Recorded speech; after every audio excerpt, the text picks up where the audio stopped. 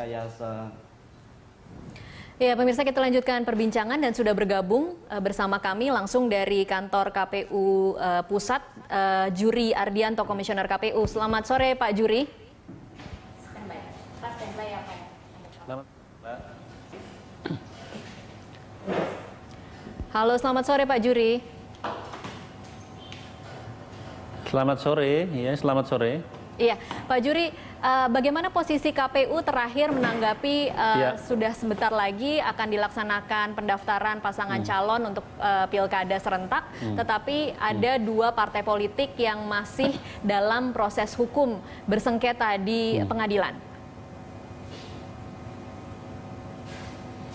Ya, memang prinsipnya itu adalah bahwa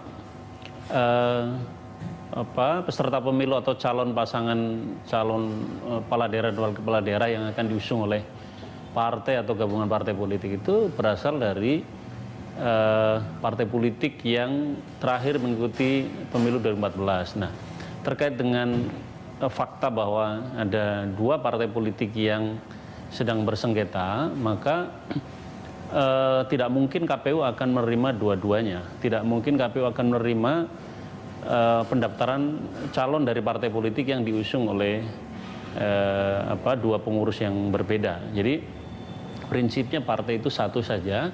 Nah, sekarang tinggal pengurus mana yang punya legitimasi untuk mengajukan pasangan calon. Nah, dasar dari pengambilan keputusan KPU sesungguhnya adalah mengacu kepada undang-undang tentang partai politik, bahwa partai politik itu susunan kepengurusannya disahkan oleh Kementerian Hukum dan HAM.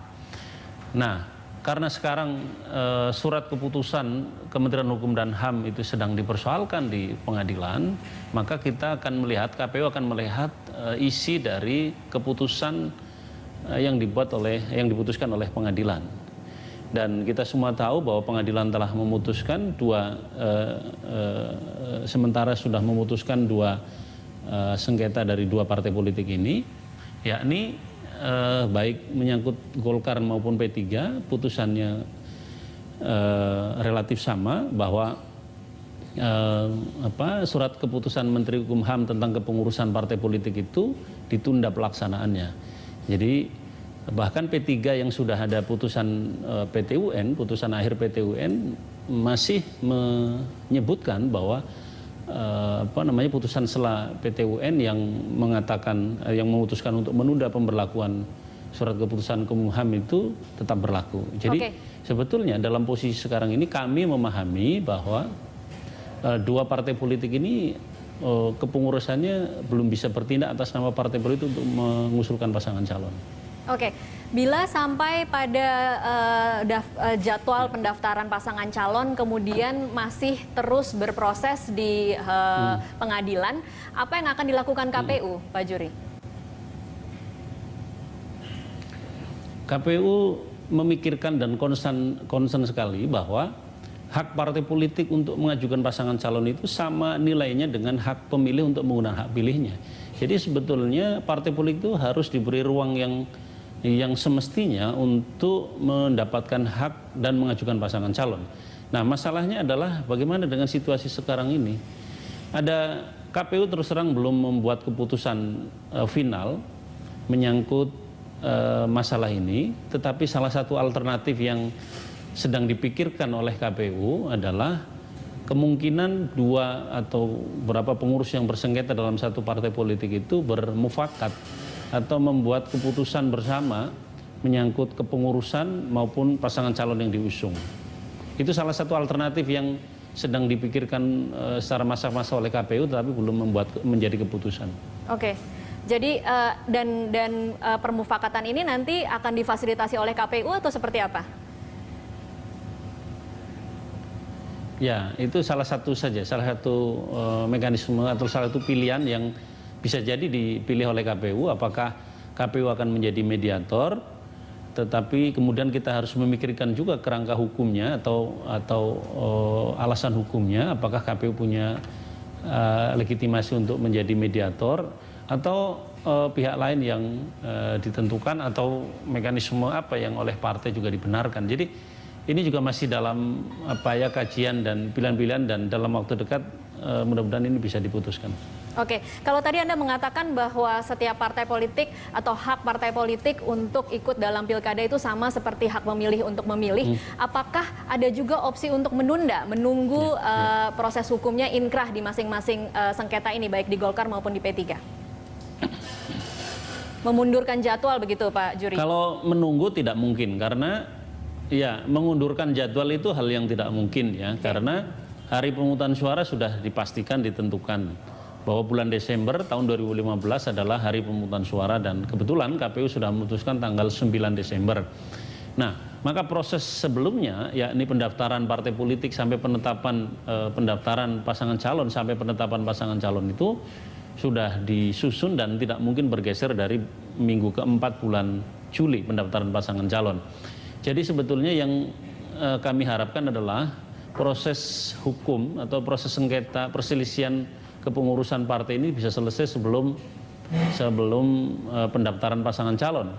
Oleh karena itu salah satu langkah yang dilakukan oleh KPU juga adalah konsultasi dan meminta kepada Mahkamah Agung untuk mensupervisi proses peradilan di PT UN untuk bisa diproses lebih cepat. Jadi bukan intervensi, tetapi kami mohon Mahkamah Agung sebagai institusi di atasnya untuk mensupervisi pengadilan-pengadilan di bawahnya untuk memproses sengketa ini supaya lebih cepat.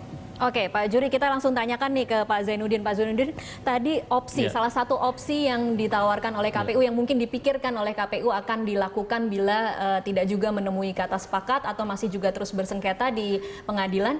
Apa mungkin kedua kepengurusan ini bermufakat untuk mengajukan calonnya? Ya. Saya kira itu bisa menjadi salah satu alternatif ya, alternatif terakhir apa yang disampaikan oleh Pak Juri itu.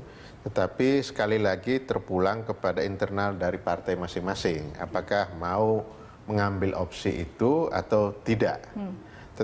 Kami tetap masih berpandangan sebagaimana yang tadi disinggung oleh Pak Juri, bahwa KPU akan menetapkan partai mana yang berhak untuk mengajukan calon adalah sesuai dengan undang-undang partai politik. Oleh karena itu, kami berharap dalam 1 bulan ke depan, ya, PT UN segera memberikan putusan seperti itu, dan tidak ada lagi sela yang memberhentikan aktivitas atau tidak bisa dieksekusinya keputusan pemerintah itu. Tetapi apa yang ditawarkan oleh Pak Juri, saya kira itu menjadi salah satu opsi juga. Namun itu tidak mudah karena harus ada kesesuaian antara kedua belah pihak.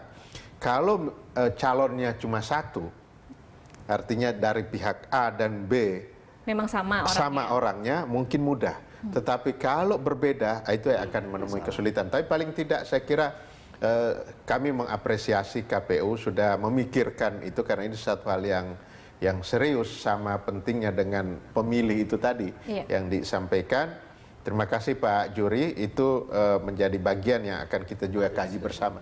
Oke, baik Mas Eko, ada tanggapan atau mungkin masukan buat KPU pilihan-pilihan lain yang mungkin ditempuh ketika menghadapi posisi ada 2 partai politik yang bersengketa seperti ini? Ya, kalau masukan alternatif saya belum kepikir seperti apa, tetapi setidaknya kalau tadi ada usulan mengakomodasi 2 belah pihak memang bisa menjadi alternatif, tapi punya banyak resiko. Kalau seperti katakan Pak Zainuddin, kalau itu sama-sama mengusung kader yang sama, satu itu nggak ada masalah.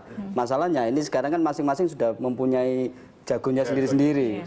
Nah, bagaimana menyatukan ini yang menjadi problemnya. Sehingga kalau ini terus berlarut-larut sementara waktunya dekat, ini memang akan menjadi sangat kesulitan.